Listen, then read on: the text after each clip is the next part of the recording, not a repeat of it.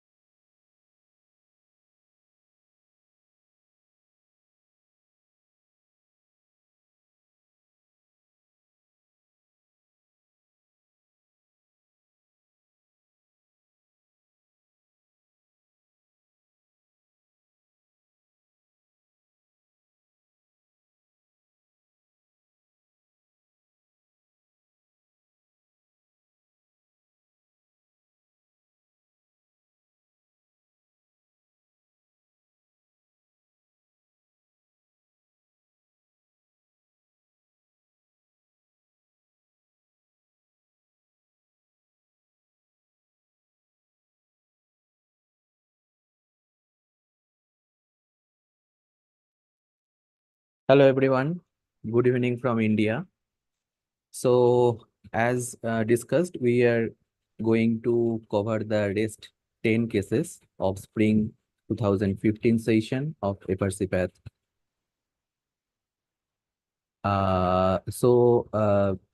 Without wasting time, I am just going to case.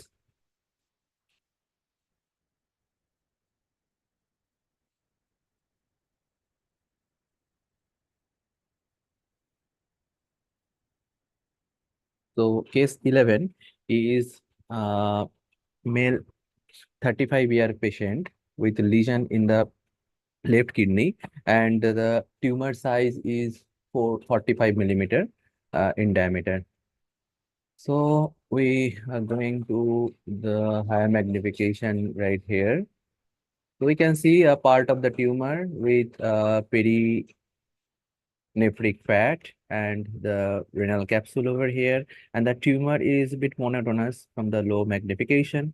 As we can go higher, we see the tumor is composed of uh, uh, cells that have actually two population of cells. One are the larger cells, which are forming the boundary or the periphery of the nest, and few smaller cells which are at the center, and the larger cells, they are intermixed with the smaller cells. Now, if you go on a higher magnification, the cells, the larger cells have kind of feathery to clear cytoplasm, often have binucleation, and the smaller cells, they have more kind of eosinophilic to amphophilic cytoplasms. And the binucleation is can be seen in the smaller cells also.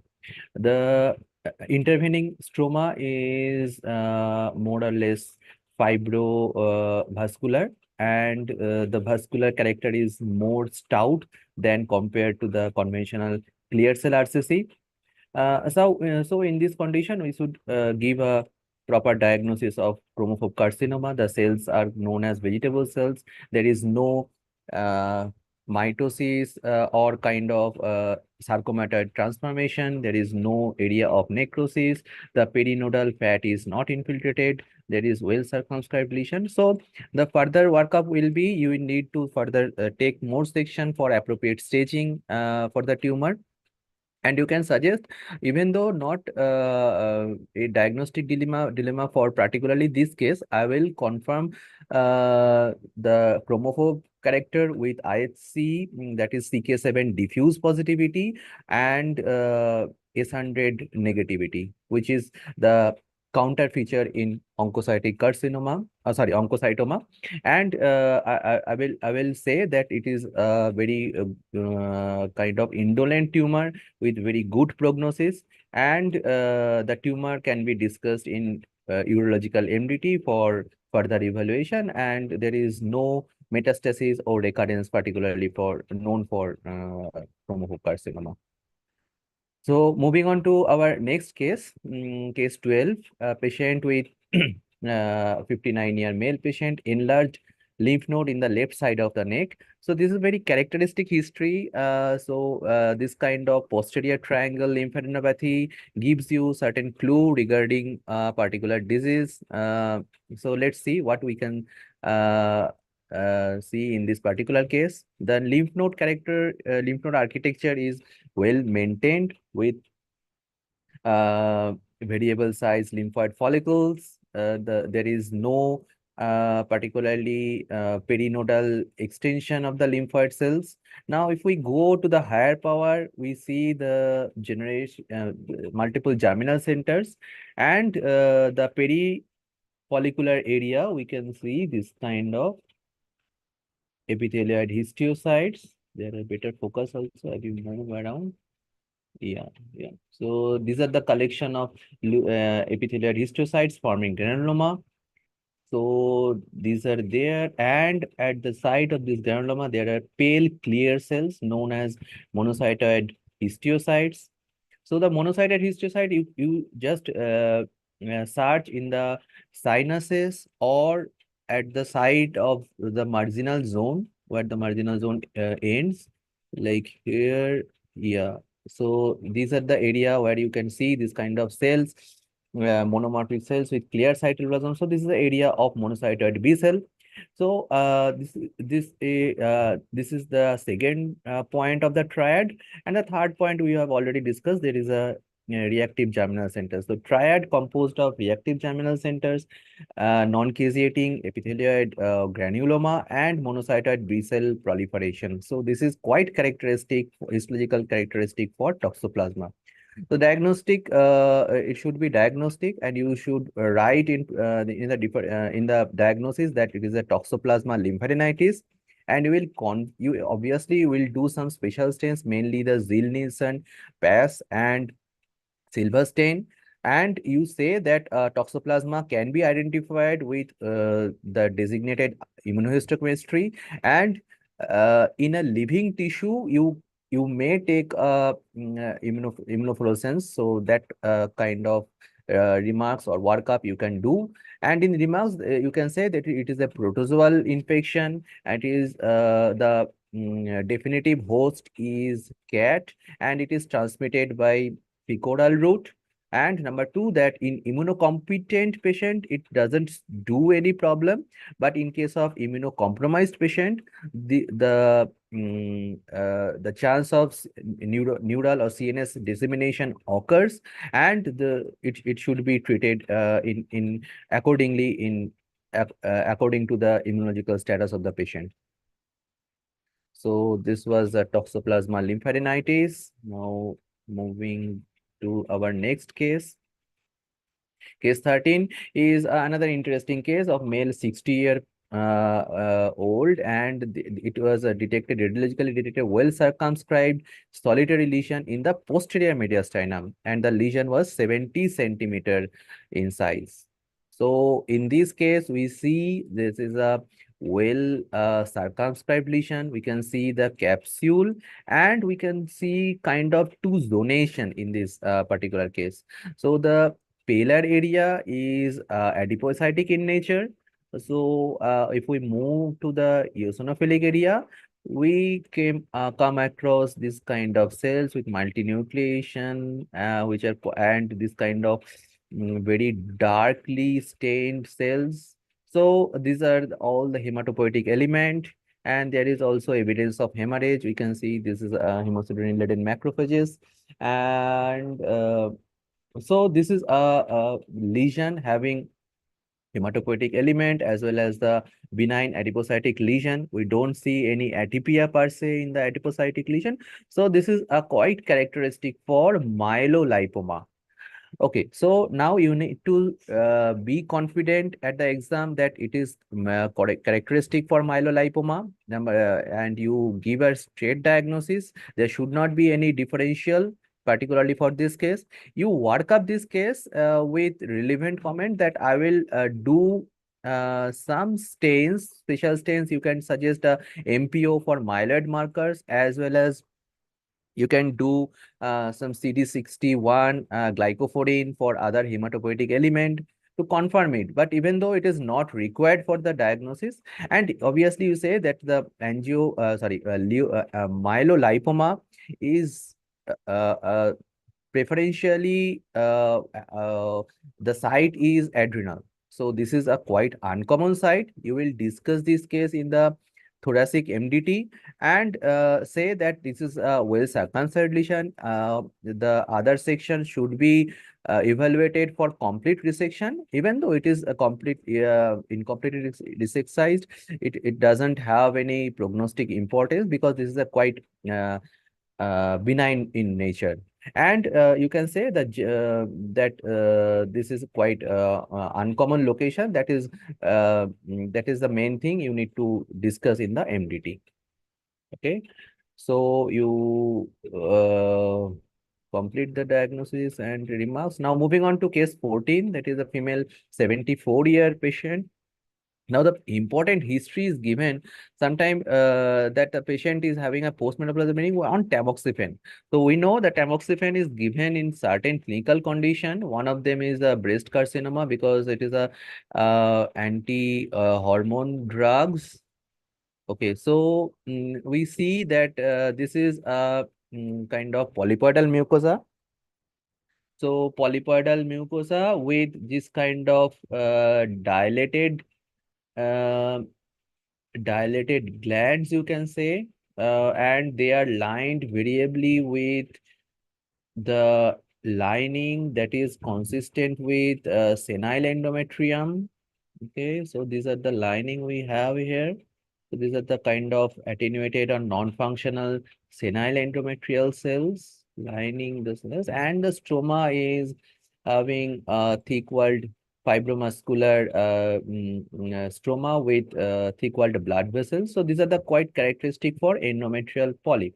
Now the interesting thing is that there are a second population, second pathology consisting of this cellular zone in the endometrial polyp that have this kind of segnet ring or kind of discohesive cells. They are infiltrated these in endometrial polyp. So with the history of tamoxifen, we need to correlate that there must be some prior history of some hormone receptor positive malignancy. So in female gender, we consider the breast to be the most common clinical scenario. You say in your diagnosis that it is an endometrial polyp with metastatic carcinoma, favor lobular carcinoma.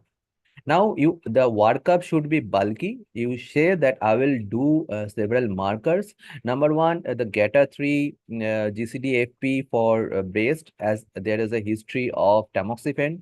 Number two, I will do ecadherin and P120. Ecadherin negativity and cytoplasmic P120 is diagnostic for lobular carcinoma. And you obviously take out the slide from your archive of any lumpectomy done previously for particular case. And the fourth important workup should be the discussion in the MDT, and you will say that contralateral breast as well as the GI primary, because it is a signature carcinoma. Sometimes patient have a concurrent gastric signature or colonic thing that is happening simultaneously or at a metachronously. So these are the important workup. And you say that prognostically, this carries a poor prognosis because it has already metastasized. So it is a stage 4.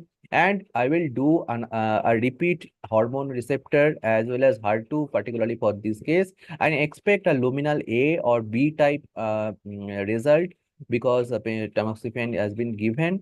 And say that yeah, in proper familial setting, you will look out for germline mutation if there was any, like you can discuss in this case, and genetic counseling may be needed for particularly for this kind of scenario. So this is the kind of dual pathology, and you can get 1 or 2 cases in every year. Moving on to case 15, this is a male 55-year patient, patient having a renal transplant history, and now patient presented with dysphagia with esophageal ulcer. So this kind of history is quite characteristic. Now, if you go to the higher magnification, you see that the lining epithelium is mildly spongiotic. There is no such inflammation per se or any evidence of GERD. So there are intraepithelial lymphocytes, obviously. So these are kind of inflamed esophagus. And if you go to other beats, you see that there is kind of vascular proliferation, and if you zoom in, you can see that the endothelial cells are plump, and you can see the nuclei of the endothelial cell as well as the stromal cell. They are kind of smudgy, and it gives a clue of some viral inclusion of Cowdery A type. There is simultaneously inflammatory infiltrate, there is polymorphs and all that. So these are the viral inclusion cells that is going on. There's another viral Cowdery A type of cells. So you say that it is a acute esophagitis of CMV origin, and you will do some further workup, mainly with CMV IHC that is available. And if it is not there, you can refer this case to the particular GI center or networking hospitals. And number 2, that the confirmatory thing is that the CMV DNA PCR. So that is the gold standard. These are the 2 additional workup you can suggest.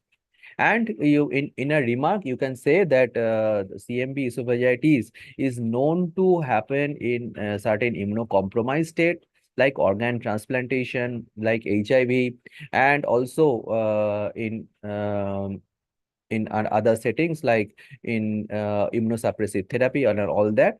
And you will inform the clinician that yes, there is this thing going on, that CMV esophagitis, and they should do with the immunosuppression dose. And once immunosuppression is titrated, they can be the symptom can alleviate actually.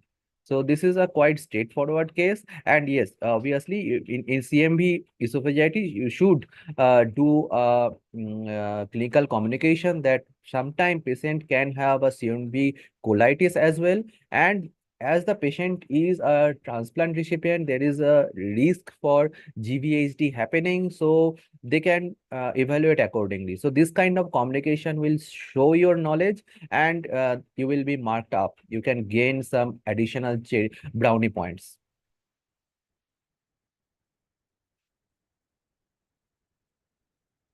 Moving on to our next case, case 16. This was discussed in our previous session, but even though I think this can be rapidly revised.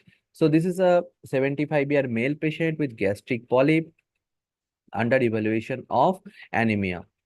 So as we can see, this is a polyp.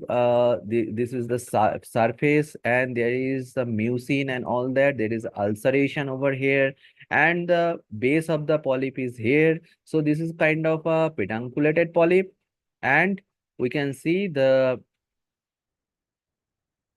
lining is ulcerated here, and the lining which is intact is showing some irregular corkscrew-shaped gland which show retained mucin over here, and you can see some goblet cells, interspersed goblet cells, that is significant of signifies a intestinal metaplasia.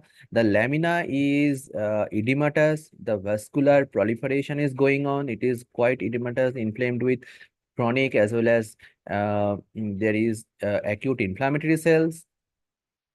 However, there is no such dysplasia happening over here because I don't see any nuclear rounding or nuclear stratification in any part. The slide is a bit faded, but there is no such nuclear rounding or mitosis happening. So there is no dysplasia. That is one important negative finding you need to say.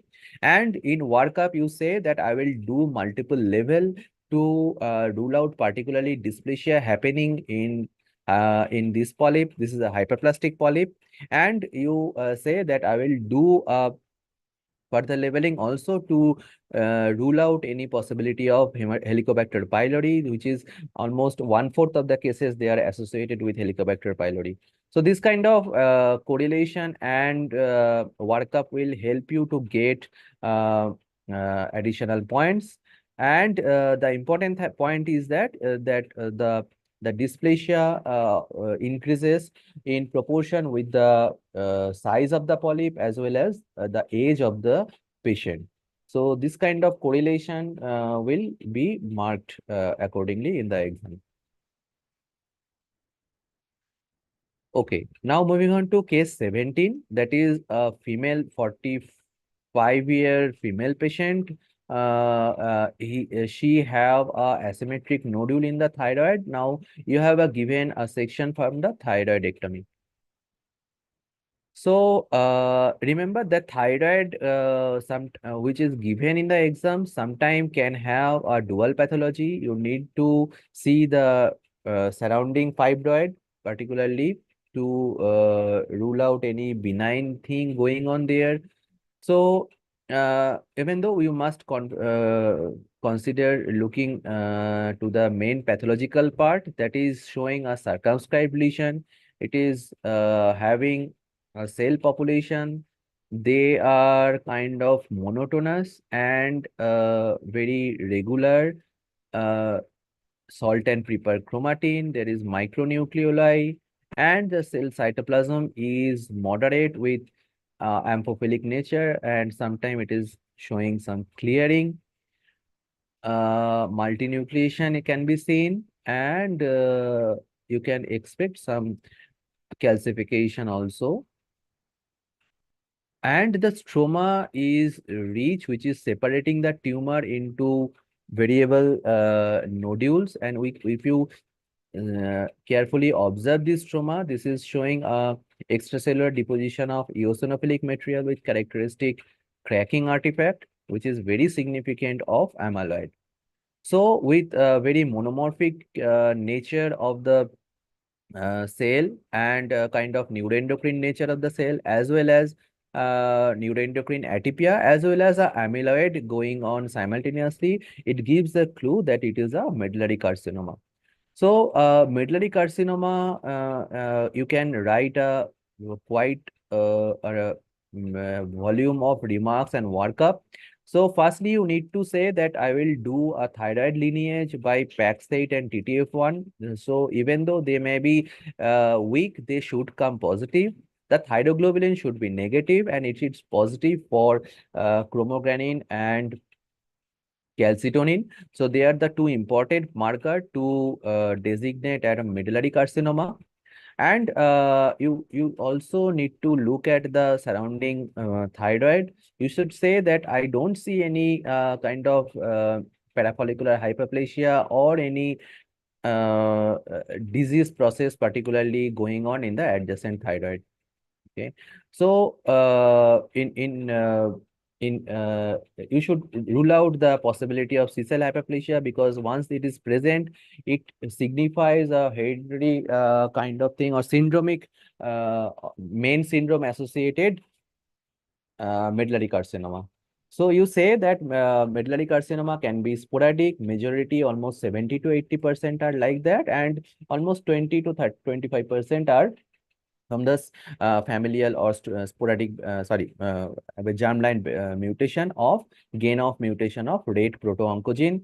You will do a correlation with serum calcitonin, and you will do a correlation with the previous cytology that should be at least Thai4, and you should say that in presence of C-cell hyperplasia and all that, the genetic counseling should be done, and the proper staging need to be done according to the TNM staging.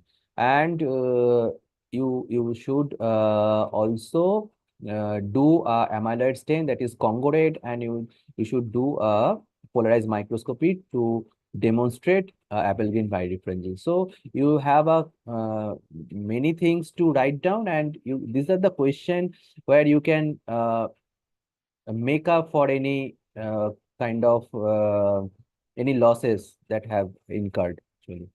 Okay, so this is a medullary carcinoma thyroid. Okay, now moving on to case 18. It is a 45-year male patient, smoker, presented with respiratory distress, and a bilateral ground glass opacity is noted. So, the bilateral occurrence of the disease is kind of say that is a diffuse in process. We have a wedge biopsy that show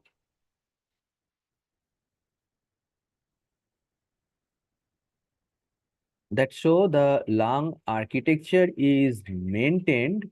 However, the alveolar spaces, they are filled with this population known as smoker macrophages. We can see that these are all macrophage lineage cells with the intracellular, or sorry, intracytoplasmic smoking pigment. So these are the actually smoking pigment, and these are known as smoker macrophages. So these are actually involving diffusely all the air spaces, and the important thing is that there is no other smoking associated disease like RBILD or Langerhans cell histiocytosis. They are not there. The pleura is all okay. There is nothing from the pleural side. The terminal airways are within normal limit.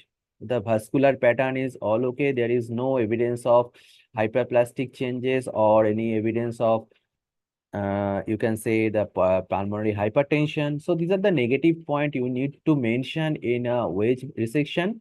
So this is a respiratory desquamative interstitial pneumonia, and you say that this is one of the spectrum of smoker associated diseases, and once the smoking is ceased, the radiology as well as the clinical feature will revert. Okay, now we have a 72-year male patient who have ongoing antibiotic treatment for septic arthritis. Now, the patient have developed a skin rashes. So the skin biopsy has been done. So this is a skin biopsy. We can see a wedge-shaped skin lesion over the overlying epithelium is spongiotic. Okay, there is the superficial dermis is densely infiltrated with inflammatory cells, and we can see this kind of nuclear dust.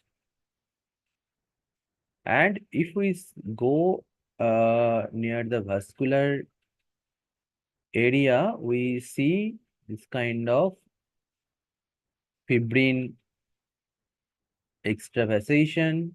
the endothelial cell swelling, the vascular architecture is gone with the nuclear dust. So these are kind of leukocytoclasia. So this is a leukocytoclastic vasculitis, and we can see there are population of eosinophils also. So you can suggest that it can be due to the ongoing drug treatment that has been given to the patient, and the offending agent can be the antimicrobial therapy that has been giving for septic arthritis, and it should wane on its own. There is nothing to worry about. It should be clinically correlated with onset of the drug history, and once it is stopped, the drug is stopped, it should be the skin lesion should go away. Okay, and you can say that these are the common idiopathic skin lesion, and this is comes under the vasculitis pathology under the skin dermatitis, superficial dermatitis. Okay, now moving on to our last case, that is a female 53-year patient with spinal cord compression. The biopsy uh, was from the third lumbar vertebra. Okay, so this is a quite unusual case, and the thing is that in a few of the exam setting, you can expect this kind of cases. Okay, let's see what we are particularly seeing in this case. So there is this kind of metastatic deposit. So these are more kind of epithelioid in nature. So we can see this kind of vascular uh, formation with this epithelial or epithelioid morphology. And if you carefully see, these cells are forming multiple anastomosing channels, and they are kind of overlapping with one another, and there is significant dysplasia. So this is a metastatic thing. And once we see this kind of vasoformative area, you can suggest that I feel that this is a angiosarcoma or vascular formative lesion.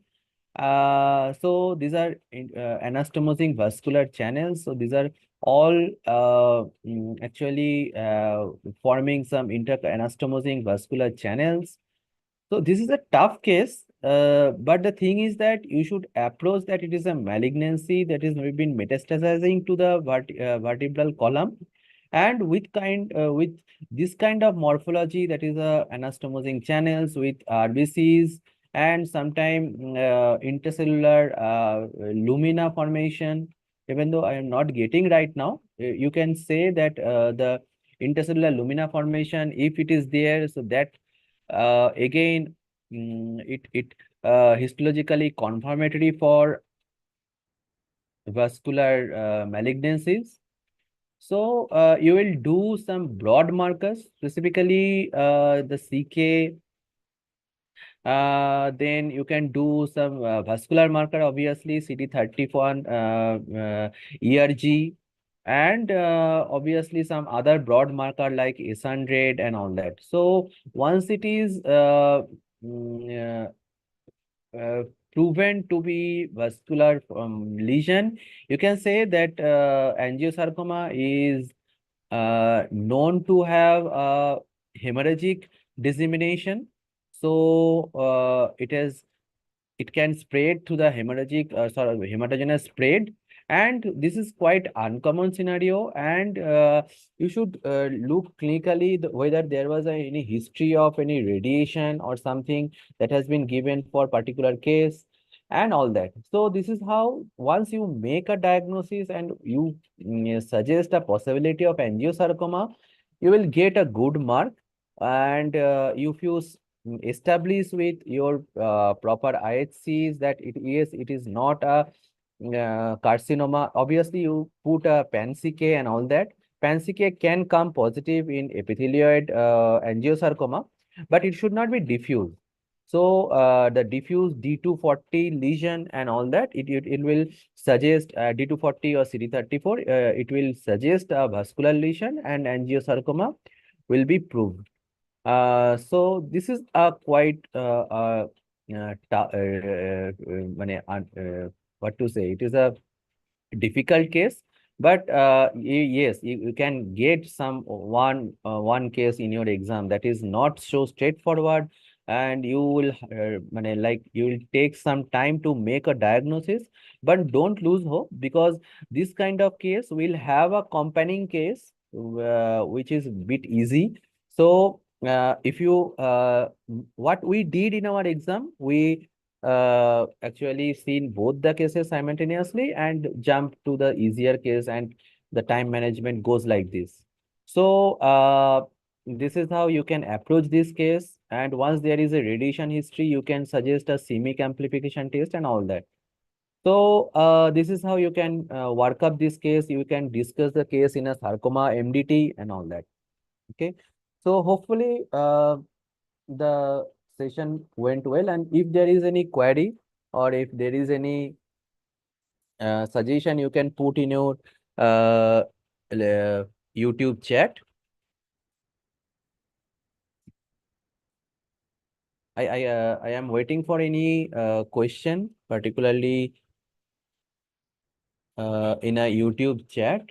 If there is any, we'll continue. Otherwise, we'll end the meeting.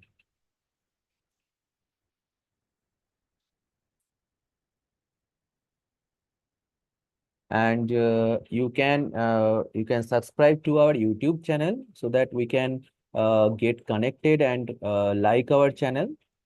And also we'll meet regularly on weekly basis to kind of complete sessions from previous FRCPath short surgical cases. So if there is any query, then we can do we can continue. Okay. Yes. It will be available later on. And how to differentiate between goblet cells and pseudo goblet cells. Okay. So the kind of adjacent cell population. Yeah. So the kind of adjacent cell population will help. Actually, once it is intestinal metaplasia, then you can expect a goblet cells. Okay. So the adjacent cell will be of columnar phenotype with loss of mucin. Okay. So this kind of cells with loss of mucin, and the cell with kind of peg cells with all the cytoplasm replaced with mucin. So this area having a dense eosinophilic cytoplasm, and the kind of architecture of the mucin, the basally located nuclei. So all these are pointing towards a true goblet cell. So remember that whenever there is a inflammatory condition going on, there can be some regenerative changes also, which leads to some loss of mucin. But the loss of mucin as well as you need to the thing is that you need to see the adjacent cells, particularly the cellular architecture, the pencillate cell that shows the intestinal phenotype actually. If it is not, then you can say that is a pseudo goblet cells.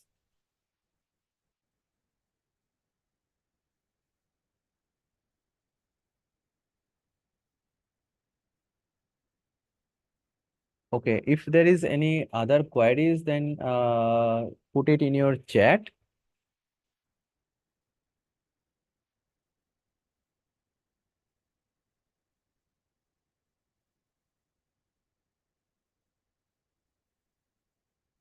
So in our next session, we'll take up other session from the leads pathology exam cases, and we'll circulate in our WhatsApp group. Okay. So we end this meeting right now.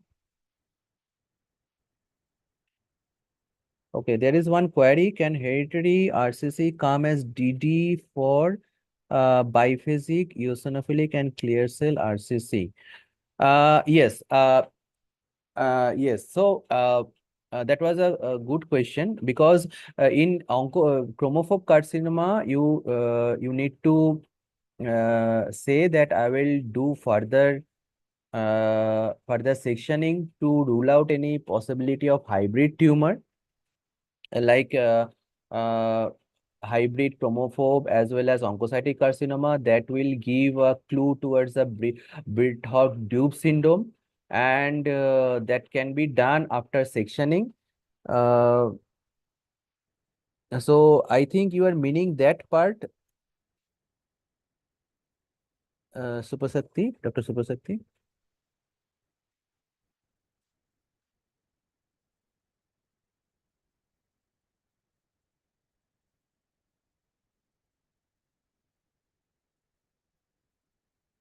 Okay, so the workup should be because it can be hereditary or the syndromic. The workup should be targeted towards the ruling out any syndromic association also. So that was a good relevant remarks you can add on in your workup. Okay.